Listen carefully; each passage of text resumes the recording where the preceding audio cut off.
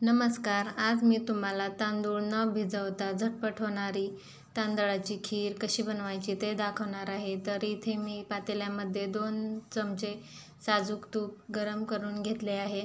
नंतर त्याच्यात कट केलेले ड्रायफ्रूट्स भाजून घेणार आहे. तुमच्या आवडीनुसार तुम्ही कुठलेही ड्रायफ्रूट्स वापरू शकता. मी इथे काजू व बदामचा वापर केला आहे. ड्रायफ्रूट्स छान लालसर होईपर्यंत भाजून घेतले. नंतर इथे 3-4 चमचे साधारण पाव वाटी आंबेमोहोर तांदूळ मी फक्त धुवून घेतला आहे, भिजवला नाही. तो व्यवस्थित असा परतून घेतला आहे.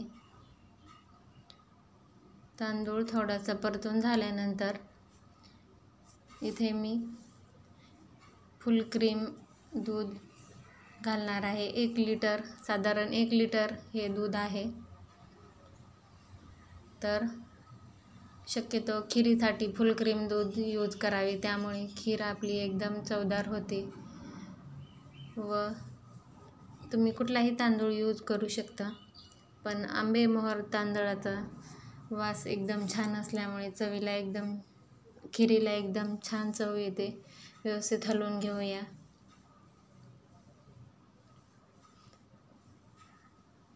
व कमी गॅसवरच आपल्याला ही खीर शिजवून घ्यायची आहे. फक्त 15 मिनिटात बनवून येते. ही पळी अशीच मी या पातेल्यामध्ये ठेवणार आहे, जेणेकरून खीर आपली उतू जाणार नाही. बघू शकता 15 मिनिटात दाटसर अशी खीर झाली आहे. तांदूळसुद्धा त्यातला शिजला आहे. तांदूळ पळीने हलक्या हाताने असे पळीने दाबून स्मॅश करून घेतला आहे. नंतर अर्धी वाटी साखर घातली आहे व 1 चमचा वेलची पूड घातली आहे. व्यवस्थित हलवून घेऊया. तर व्हिडिओ कसा वाटला नक्की कमेंट करून सांगा. फक्त 15 मिनिटात रबडीदार अशी तांदळाची ही खीर बनवून होते, त्यामुळे नक्की ट्राय करून पहा. इथे तांदूळ वगैरे अजिबात भिजवायची गरज नाही. तर व्हिडिओ कसा वाटला नक्की सांगा.